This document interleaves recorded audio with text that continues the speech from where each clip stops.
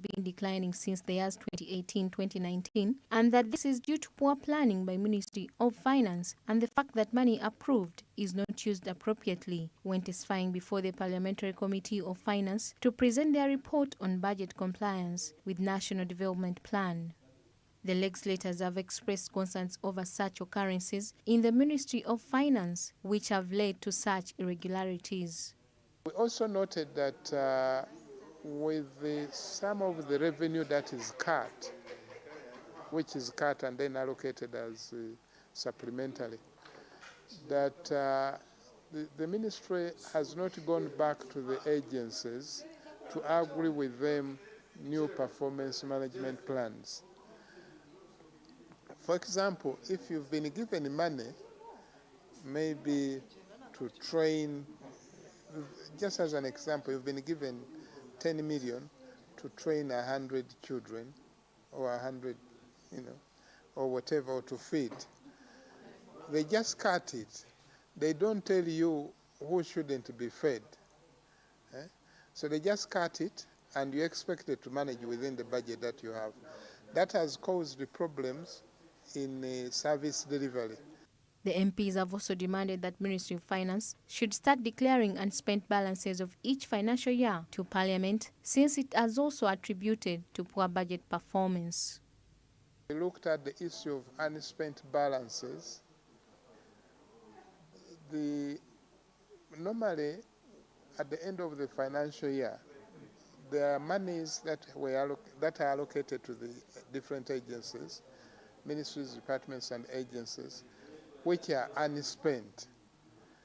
But when it is unspent, they don't. The Ministry of Finance sweeps it back to the consolidated fund. But they don't tell Parliament that this is the amount of money which came from unspent balances, which were swept back to the consolidated fund.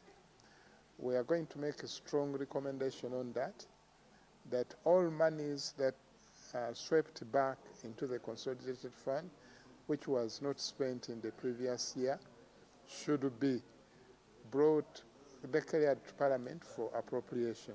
According to the committee members, it is very unfortunate that Ministry of Finance does not plan together with the Office of the Auditor General to streamline all the irregularities that may come about during the auditing process. We expected from the MDS, lumped on them by the Ministry of Finance without interacting, so that they come up with a very scientific way that revenue is determined. Arising from that, therefore, you'll find that there are revenue shortfalls because the planning process was compromised and wasn't done well. For the years 2020-2021, the budget's alignment to National Development Plan 3 has decreased to 54%, with 85% of some programs still being in development, despite funding being appropriated. Samlanifa, SMART24 TV, Business Today.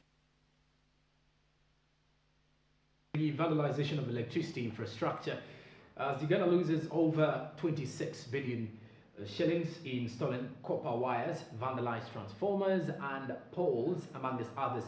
The rampant vandalization and vandalism of electricity infrastructure remains a major impediment of delivering quality and reliable power supply, especially to critical sectors such as health and manufacturing.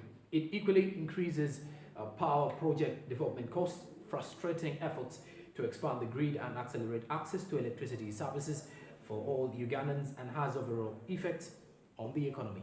We have more of this report. It costs a lot to vandalize electrical infrastructure, especially when it's being repaired. Replacing the vandalized towers costs the government a lot of money, roughly 2 billion Uganda shillings. Since the majority of economic operations are powered by energy, this is having an impact on how quickly they are operating. And because it primarily impacts the local community, such as load shedding, high electricity prices, and other issues. Vandalism of the nation's electrical infrastructure has long been a problem. Over 2 billion shillings is spent annually to replace vandalized power lines on average. Replacing 5 newly vandalized transmission towers will cost Uganda Electricity Transmission Company Limited over 1 billion shillings. Can you imagine losing 1 billion shillings within just a weekend?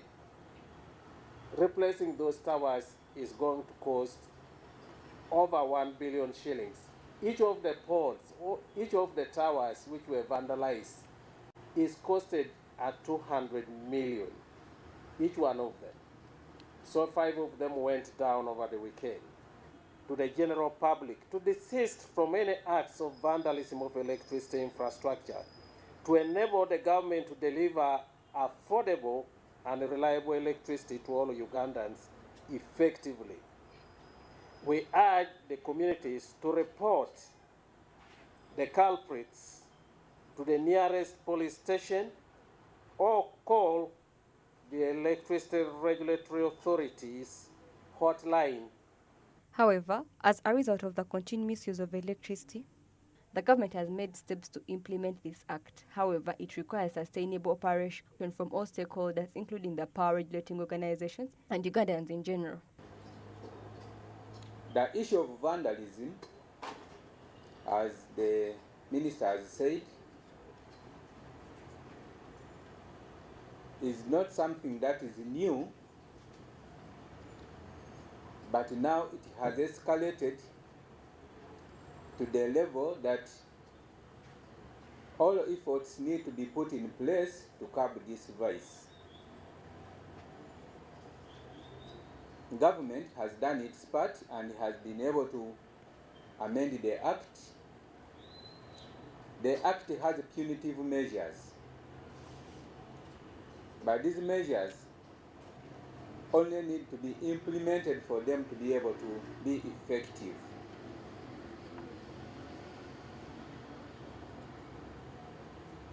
So we need the support of the media, the support of the community, to put our hands together to see that we fight this vice.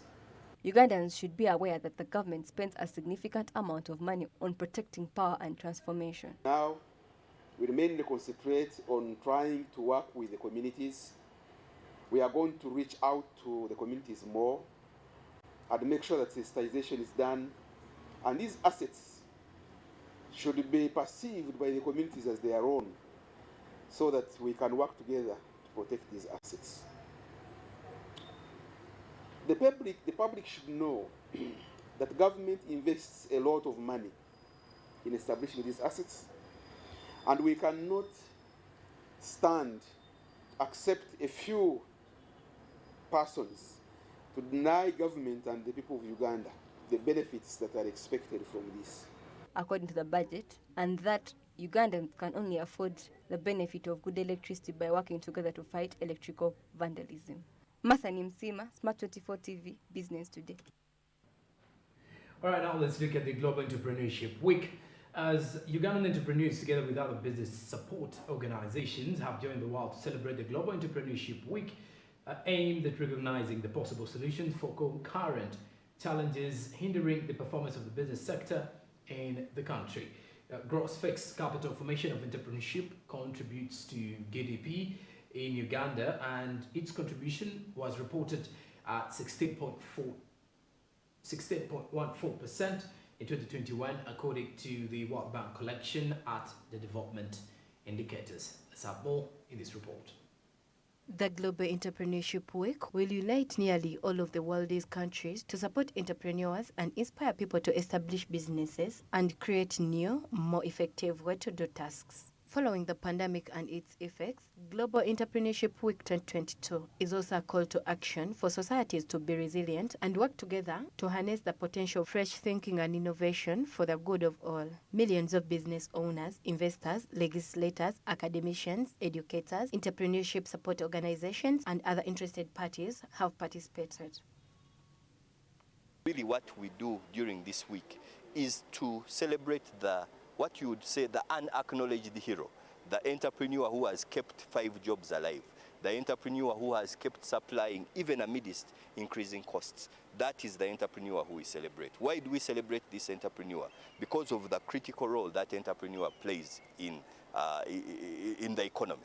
So this week we really celebrate entrepreneurs. We know we celebrate laborers, we celebrate a number of other people, but this week is the Global Entrepreneurship Week, and we celebrate you, the entrepreneurs. We thank you for keeping going, especially given the last 3 years, which have been tough years, with challenge after challenge, COVID, inflation, a number of challenges have come through. But we are here to say, you, the entrepreneur, you are the hero, and we are celebrating you this week. A shortage of money and other related economic difficulties have forced up to 55% of Ugandans who started enterprises in the last 5 years to close with them. With inflation currently at 10.7%, according to a recent WBOS analysis, business viability in Uganda is under severe threat, undermining sustainability targets set in place. This necessitates effective organization of the many manufacturing factors. But like any other businessman or woman who would love to survive or would make sure that they keep afloat in the current difficult situations, it is always very, very important for us to do internal audits in our respective businesses to understand better the presenting challenges so that we can plan amicably well for solutions that can enable us to navigate through the current difficult times.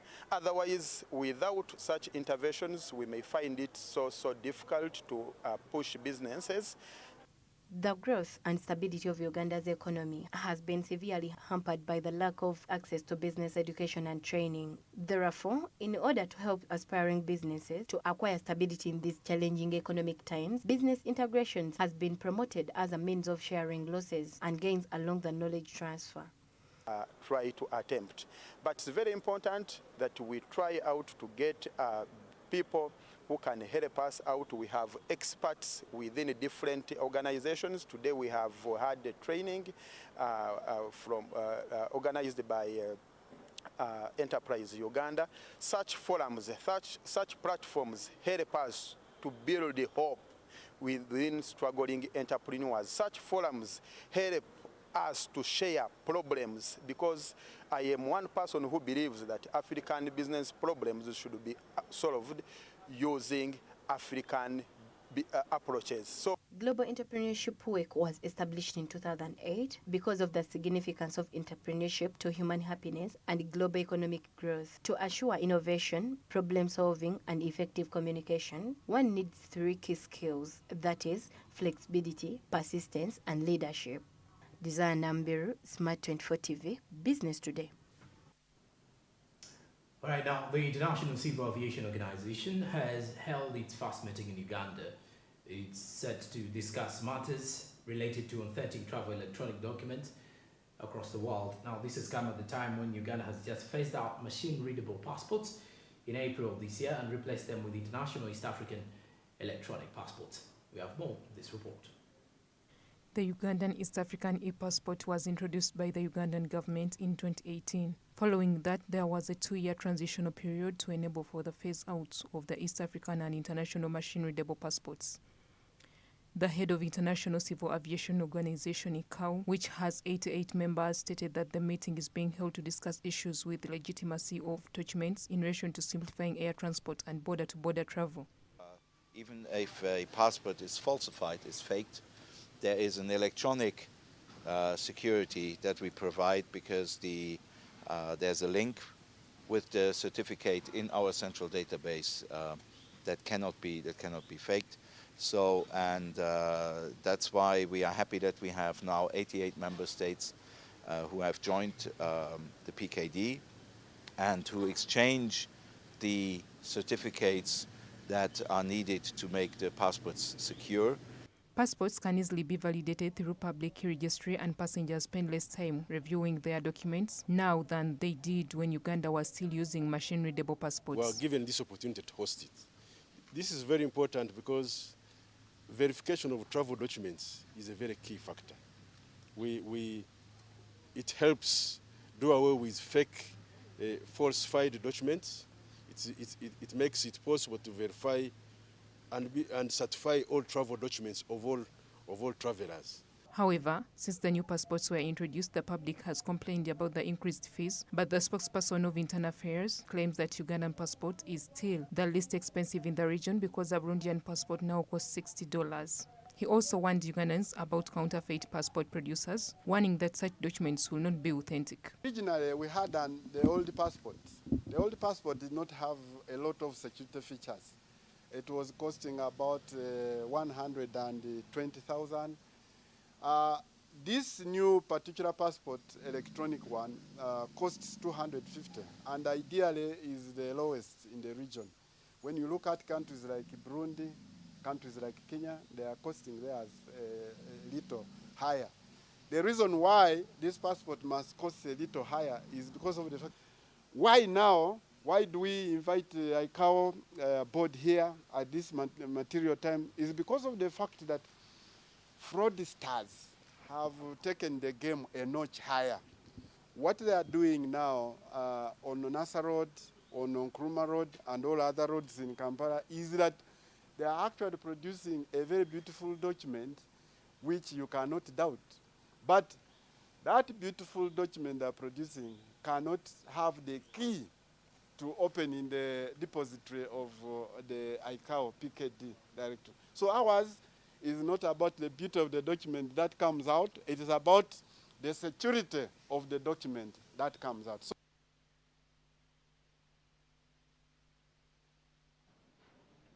all right, and Business Today does take a break. We do return with more business reports. Keep around.